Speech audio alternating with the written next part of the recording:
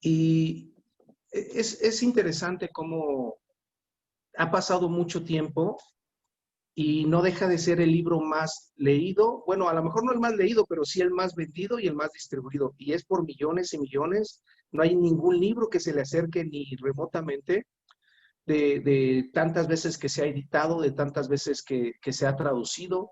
No hay un libro más traducido a más idiomas, a más dialectos que nuestra Sagrada Biblia. No existe otro libro que haya influido en la mente de tantas personas como es nuestra Biblia. Todo esto tiene obviamente un sentido profundo. ¿Por qué? Y una razón de ser. ¿Por qué? Porque en realidad nuestra Biblia encierra preciosos secretos, preciosos principios, los más altos códigos de ética, de moral que se han establecido en la humanidad y que, insisto, ha transformado la mentalidad de muchísimas, muchísimas personas. Por eso es necesario que procuremos mantener, si bien nuestra lectura continua de este precioso libro, también meternos un poco profundamente a sus orígenes, desde cómo se escribió, quién le escribió, por qué se escribió. Y créanme, todas aquellas naciones que han abierto sus puertas al Evangelio y al conocimiento de la palabra han sido grandemente bendecidas. Han cambiado sus maneras de vida, sus maneras de socializar, sus maneras de interpretar las relaciones entre personas, entre matrimonios, entre padres, hijos. Entonces, sí es importante darle seguimiento a toda esa estructura que, ¿cómo se formó? Bueno, vayamos un poco a entenderlo, ¿no? Eh, y darle seguimiento nosotros personalmente, porque entendamos una cosa, esta Biblia, esta escritura, esta palabra nos habla a todos. Yo no sé, yo tengo aquí hermanos que son ingenieros, hermanos que son doctores, hermanos que son comerciantes, hermanos que son psicólogos, y de todos, y a todos nos habla de una manera diferente y profunda. Y es hermoso encontrar que un libro te hable, no importa la edad que tengas, la profesión que tengas, el estatus social, la economía, la familia que tengas, es un libro tan hermoso que nos habla a todos. Entonces, vamos a ver, la Biblia se escribió en tres idiomas principalmente, que es el hebreo, es el arameo y es el griego. ¿Por qué razón se escribió en estos tres idiomas? Entendamos que el griego, esto lo recuerdo claramente, esto me lo enseñó una ocasión mi hermano también, de que el, el griego, Dios en su preciosa y perfecta sabiduría, en ese tiempo que se estaban revelando las escrituras hacia el mundo, Alejandro Magno, que está incluso profetizado en el Antiguo Testamento, manda a que todo país conquistado, a que todo reino conquistado, a que toda provincia conquistada, lo que llevaba era su cultura. ¿Y cómo entender una cultura si no entiendes su idioma? Para poder entender una cultura, necesitamos entender un idioma. Dicho en viceversa, cuando tú aprendes un idioma, aprendes la cultura también del idioma que estás hablando. Si tú te centraras o te ubicaras en ese tiempo o en este tiempo en el que quieras aprender otro idioma, no hay mejor manera más que estés en medio de donde se habla ese idioma. Así, si tienes que comer, pues vas a tener que aprender a pedir de comer. Si tienes que tomar agua, vas a tener que aprender a decir y a pedir el agua. Si no te me mueres, mi hermano. Y de la misma manera, es exactamente lo mismo. Para poder interpretar la Biblia tenemos que entender y hablar y tenemos que meternos profundamente en el contexto de lo que se está hablando. Por supuesto que hay ahora personas especializadas en esto que se dedican en sus ministerios que nos hacen fácil el entendimiento. Y por supuesto que hay muchas enseñanzas hermosas y preciosas que nos traen y nos traen a luz de los significados y contextos culturales y del lenguaje que en ese tiempo se utilizaban para traérnoslos y desmenuzárnoslos. Es algo que me encanta de ir a la iglesia, que hay quien se preocupa por tomar un versículo, un capítulo, una enseñanza, le dedica un tiempo en amor, le dedica un tiempo en profesionalismo, en meterse y extraer sabiduría de las escrituras para dárnosla. Yo siempre les recomiendo, si no tienes muchas ganas de profundizar, por lo menos en la iglesia, ahí hay gente que se dedica y que extrae hermosas palabras, hermosos párrafos de enseñanza y para crecimiento de tu vida, de tu alma, de tu espíritu. Entonces, eso es en realidad la palabra de Dios. Ahora, el griego, el que se hablaba en ese tiempo era un griego que se llamaba griego koine, del cual he tenido el placer de conocer a muchos pastores, muchas personas en ministerio, que en realidad dominan y tienen mucho conocimiento del griego. El arameo es un idioma que lamentablemente ya está muerto prácticamente. El arameo, parte de los libros, por ejemplo, hay dos libros que ni siquiera vienen al caso porque son dos libros apócrifos de la Biblia católica, que es Tobías, y otro libro que están escritos en arameo. Pero parte de los libros de Daniel, parte de Jeremías, parte de libros importantes como Esdras, están escritas unas partes en arameo. Por ejemplo, ¿recuerdan a Jonás, el profeta Jonás? Él era encargado de llevarle una palabra a los ninivitas. Y mira qué interesante que los ninivitas, su idioma era el arameo, porque ellas eran del imperio asirio, y los asirios tenían su capital precisamente en Nínive. Entonces, es importante cómo se van eslabonando y se van desglosando partes de la escritura y vamos cayendo en cuenta sobre las cosas que estaban sucediendo en ese tiempo. Ahora, en el que a mí me gusta y en el que yo me he metido un poquito más a fondo y realmente me da mucha luz, es el idioma hebreo. Y el hebreo es prácticamente la base de todo, es de donde nace todo. Si bien el arameo son interpretaciones de la palabra escritas en la Biblia, lo mismo que el griego, es narraciones, interpretaciones de lo que ya estaba escrito, que es la palabra, la Torah. Y por eso me gustó mucho profundizar sobre el hebreo. Y mira que me dio mucho gusto cuando llegué a la iglesia metodista, justamente me tocó cerca una exposición de libros y tiene unas Biblias muy antiguas, unas Biblias antiguas y preciosas, y dentro de ellas tenían un Tanaj. Y me llamó mucho la atención que tuvieran un Tanaj, y me gustó, me encantó. Y lo tomé, de hecho me dice Dani, oye, mi hermano, es que estos libros ya tienen tantos años, e inmediatamente los solté, y dije, no, mi hermano, esto es un sacrilegio, guarda esto, no lo tengas así, porque un Tanaj es una Biblia, pero en hebreo. Entonces, es padre porque está ahí en la iglesia y se puede seguir conservando en la iglesia. Prueba de que, digo, a mí me encanta que aún Wesley sabía perfectamente el griego y podía leer y hacer sus devocionales en griego sin ningún problema. En hebreo estaba mucho, muy avanzado también. ¿Por qué razón? Porque antes se le daba demasiada importancia a estos idiomas. Miren, la Universidad de Yale, en Estados Unidos, de Harvard y muchas universidades muy importantes seguían dando el hebreo hasta todavía 1819. Incluso el día de hoy, su escudo de Yale, de la Universidad de Yale, tiene en su escudo dos palabras muy interesantes que son Urim y Tumim, que están escritas en hebreo y tú puedes ver su escudo y está en hebreo. Y qué interesante, ¿no? Que las universidades más importantes de ese tiempo, de ese entonces, nos trajeran y nos arrojaran esa luz, ¿no? de las escrituras en sus idiomas originales. ¿Pero por qué? Porque en un lugar donde se estaban preparando los primeros profesionistas, doctores, psicólogos de muy alto nivel, de muy alto rango, futuros presidentes de naciones, futuros presidentes de gobierno, digo, gente de gobierno muy importante, y tenía que tener esta enseñanza, no por nada. Las naciones que han adoptado esta ideología han crecido bastante y han sido bendecidas grandemente. Y es importante porque ha cambiado su mentalidad. Comentando con un amigo, le decía, bueno, ¿por qué el hebreo? ¿Por qué el griego? Dice, mira, porque son idiomas que han cambiado la mentalidad del mundo en general. El mundo cuando comenzó a diseminarse la palabra por el mundo, y recuerda que está y será llena la tierra el conocimiento de Dios y el conocimiento de su palabra como las aguas inundan la mar.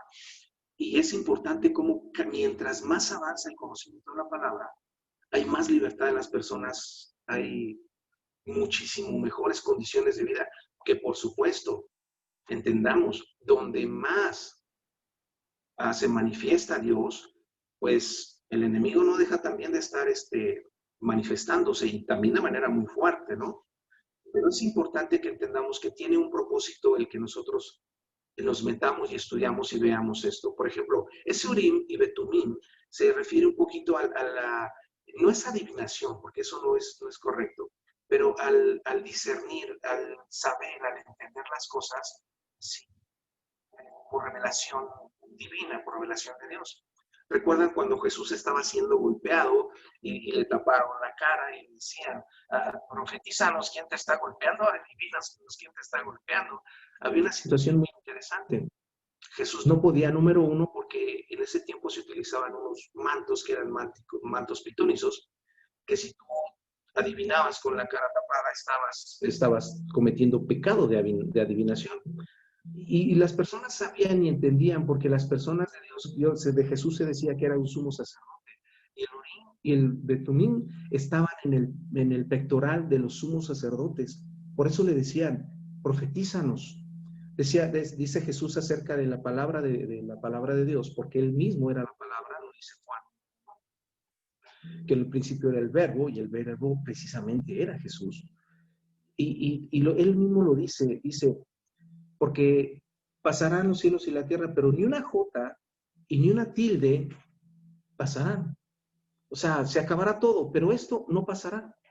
Y mira qué curioso que la jota y la tilde, si lo leyéramos en el hebreo original, la jota se refiere a la letra Hei, que es como Hei, si lo puedes decir Hei, es una letra que se llama Hei, y la tilde es una letra pequeñita que se llama Yod.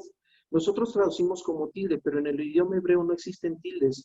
El idioma hebreo no tiene vocales siquiera, tiene puras consonantes. Entonces Jesús se refería a la letra Hei y a la letra Yod. Y esas letras, cuando tú lees el tetragramatón, que es Yod, Hei, Bab, Hei, tiene una importancia interesante, porque donde quiera que quieren hacer pequeño el nombre de Dios, como en Jeremías, que lo tiene al último, Isaías, que lo tiene al último, esas son esas letras, la letra Hei y la letra Yod, que se refiere justamente a sí mismo, a Dios mismo. Cuando nosotros leemos, conociendo o entendiendo un poquito más el contexto, profundizamos y vamos más allá. Mira, no se trata de que tengamos que ser grandes teólogos, no. Pero si poco a poco, cuando nosotros agarramos nuestra Biblia y hacemos, porque las queremos o no queramos, hacemos exégesis de la palabra que leemos. Y esto de hacer exégesis no es otra cosa más que hacer estudio, analizar, profundizar, como lo dice la palabra, como lo dice su palabra, en la famosa frase que se lee hasta el día de hoy, que es el Shema Israel, que es el Oye Israel, que dice que estas palabras estarán siempre contigo y las pasarás en tus puertas, en tus casas, y las pasarás a tus hijos. Estas palabras son importantes tenerlas presentes. ¿Por qué? Porque tienen poder. Cuando vemos el alfabeto hebreo, cuando vemos y nos estamos iniciando en hebreo, podemos ver que cada una de las letras tiene una personalidad, es como nosotros. Tiene un sentido, tiene un significado, tiene un sonido, tiene una razón de ser muy específica. Cuando una Biblia es escrita en hebreo, si se equivoca alguien en alguna letra o cualquier situación que pueda no ir, que se le manche o algo, está echada a perder. No puede ser santa, no puede ser sacra. Y tal es el caso de que jamás se tira a la basura, jamás. Se hace como nos hacemos a nosotros, se entierra, se guarda y se entierra. Por eso es que van a seguir apareciendo rollos de escritura y han aparecido y seguirán apareciendo. No sé si recuerden los rollos de Qumran, que los famosos rollos de las cuevas de Qumran, que justamente son rollos que no se desecharon, ni se quemaron, ni se tiraron a la basura, sino que se entierran y se guardan. Muchos de esos rollos a veces es porque tienen algún defecto, muchos de esos rollos es por protección, pero se sigue siendo hasta el día de hoy, se sigue escribiendo, las Biblias se siguen escribiendo a mano de la misma manera que se hacía hace muchísimos años, por considerársele a ese nivel de sacra. Para nosotros es fácil entender, agarrar una Biblia, leerla. Incluso ya podemos agarrar nuestros teléfonos, nuestras computadoras. Yo tengo mi Biblia Gateway y puedo verla en hebreo, en inglés, en griego, en español y en 20 versiones. Es facilísimo. Pero cuando se dio la Biblia no era tan fácil. Era algo complicado tener la palabra de Dios. Pero siempre hubo gente que amó a Dios y amó su palabra y sobre todo nos amó a nosotros, aún sin estar allá y pudo conservar, atesorar y darle la importancia que tenía transmitir esta palabra de generación en generación. Ayer tuvimos una reunión de matrimonios donde vimos el tema de los hijos, los padres, los hijos, y a mí me encantó porque cuando tú ves ese tema y lo ves en ese contexto de hebreo, por ejemplo, yo recuerdo esa frase que mencionó mi hermano, que dice, y soy yo el padre de Abraham, el padre de Isaac y el padre de Jacob. Pero cuando tú lo lees y lo escuchas y entiendes un poquito el contexto hebreo, te vas a dar cuenta de que está hablando algo más fuerte, más tremendo. Le dice a Moisés, Moisés es hijo de un levita. La familia levita en el Antiguo Testamento, todos los de la familia de Leví están en el área sacerdotal. Todos los de la familia de Judá están en el área real, son reyes y gobernadores del pueblo de Dios. Pero le dice a Moisés, Moisés viene de una familia sacerdotal que es Leví, su padre era levita. Y es importante como le dice Dios, yo soy el padre de Abraham, el padre de Isaac y el padre de Jacob. Hubiera podido decir yo soy el padre de Abraham, Jacob e Isaac. No lo dijo así, lo separa intencionalmente. Y cuando lo tienes entendimiento dice, él es el padre de Abraham. Abraham, padre exaltado, que recuerden que cuando Dios le cambia el nombre, porque le incrusta una letra Hei, que significa la palabra vida, Hai, por eso él da vida y él es padre de multitudes, padre exaltado, que de él nace vida. Y dice, yo soy el Dios de aquel que no podía tener hijos y que ahora es padre de multitudes y naciones. Es lo que le está diciendo. Y separado dice, y también soy el padre de Isaac, aquel de que quien se burlaron, porque Isaac significa risa, Abraham significa eso, padre de pueblos, Am es pueblo, Ab es padre. Isaac, recuerdan que se rió su madre cuando le dijeron que iba a tener un hijo, cómo se rió, dice, yo soy el padre del que se burlaron, del que tampoco creyeron, y también soy el padre de Jacob. Pero fíjate cómo de Abraham, sí dice yo soy el padre de Abraham, pero de Jacob no dice yo soy el padre de Israel. ¿Por qué? Porque Abraham Dios le cambió el nombre y lo menciona por su nombre cambiado, no por su nombre original. Sin embargo, a Jacob, que es Jacob, lo menciona por su nombre original, no por el nombre, su segundo nombre que Dios le puso, que fue Israel, o Israel.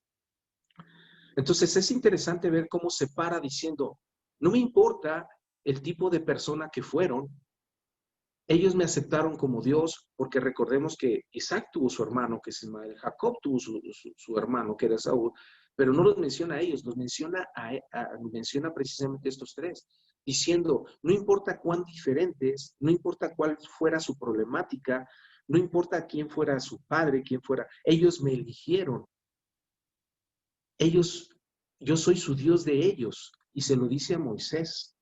Entonces, tenemos una secuencia de paternidad muy interesante, lo que hablaba nuestro hermano justamente ayer, diciéndonos, fíjate que a veces padres buenos, pues no podemos dar por hecho que vamos a tener hijos buenos, podemos tener hijos complicados, ve a los primeros, a Caín y Abel, pero sin embargo, aquellos que me eligen, aquellos que me eligieron, el día de hoy, dice Mateo, cuando cita esta misma frase, Jesús habla de ellos diciendo, es que Dios es un Dios de seres vivientes, no de muertos.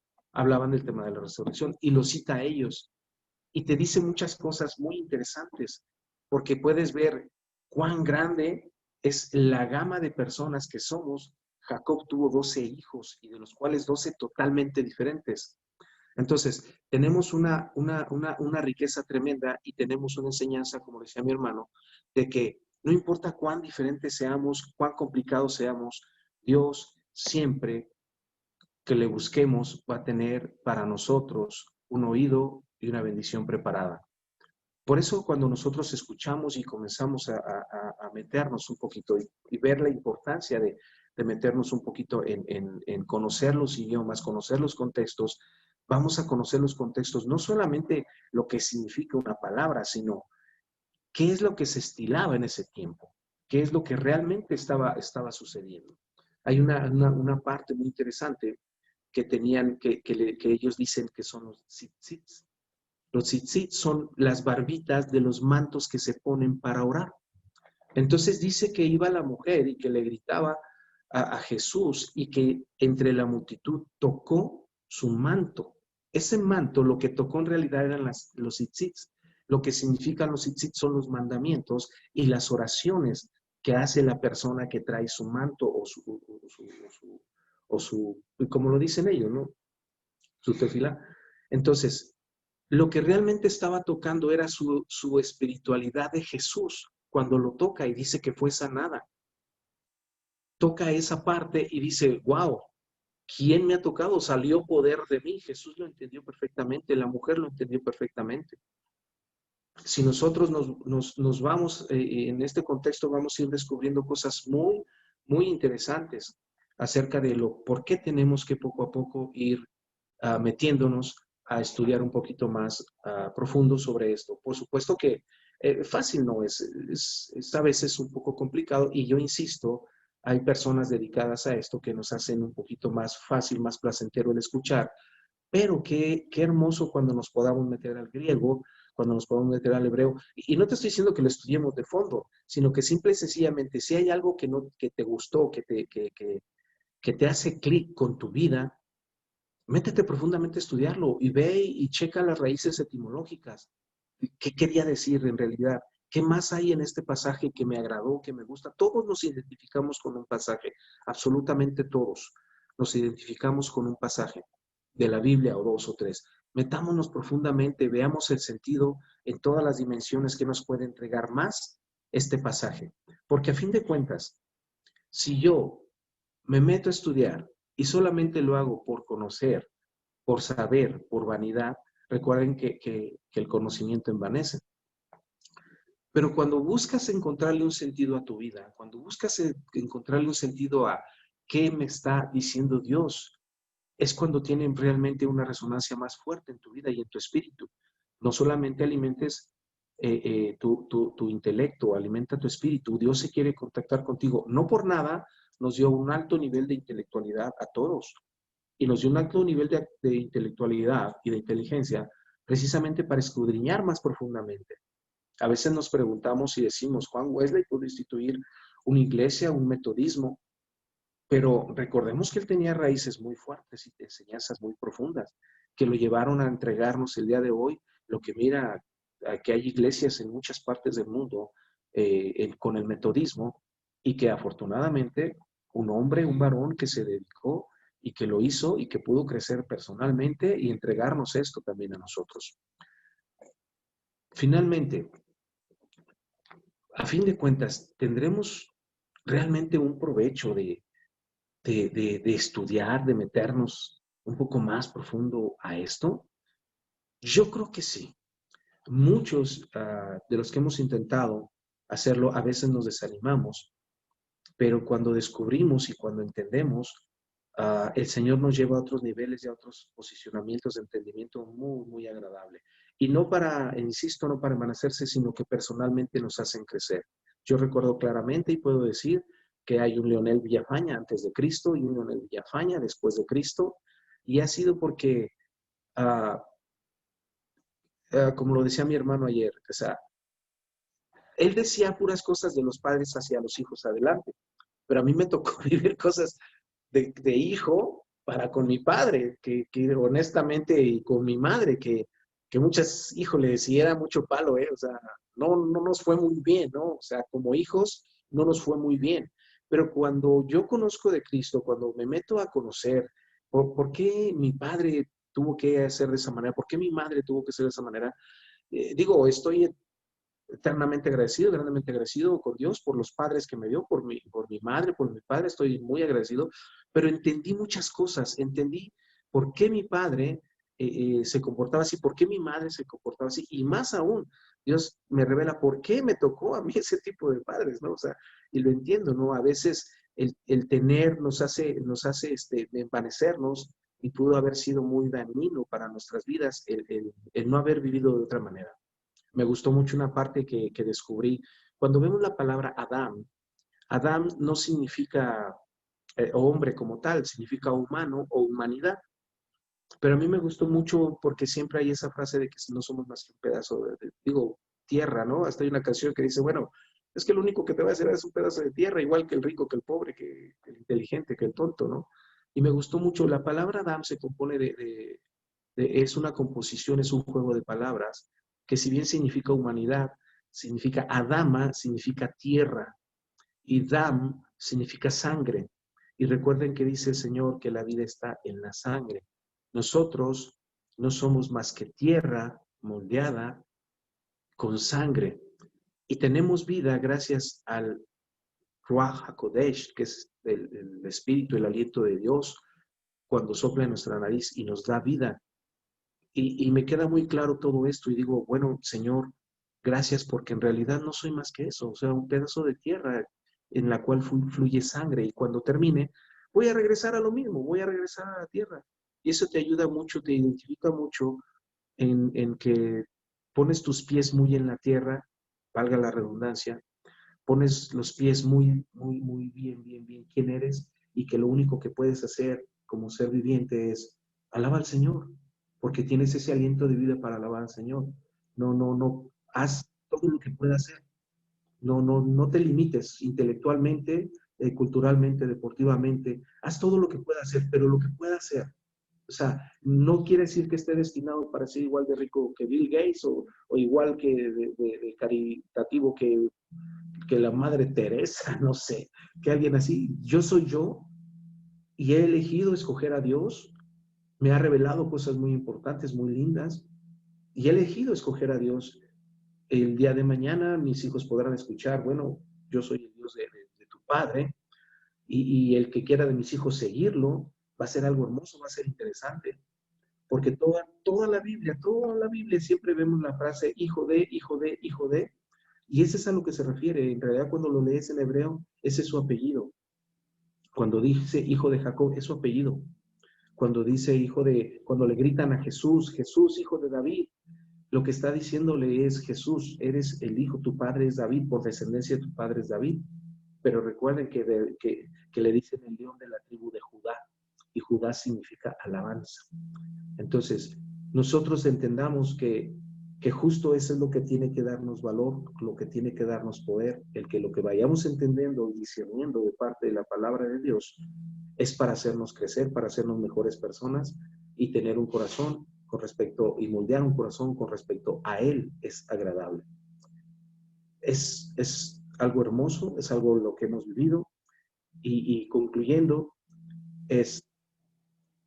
sí sería muy interesante que pudiéramos profundizar en esto.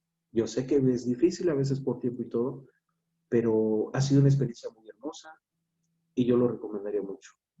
El griego, el arameo es muy poco complicado porque ya es más difícil. Hay escuelas de griego, hay escuelas de hebreo, no de arameo. Pero mira que a través de los años, de la misma manera que el primer día que les dio sus palabras en el monte Sinaí, se siguen replicando hasta el día de hoy, y todos aquellos que han tomado esas palabras se han convertido en mejores personas, en mejores generaciones, y lo que podemos hacer en un futuro para nuestras generaciones será mejor, seguramente, si tomamos y si nos tomamos de la palabra de Dios. Mis hermanos, Dios les bendiga, es parte del mensaje que teníamos para ustedes el día de hoy.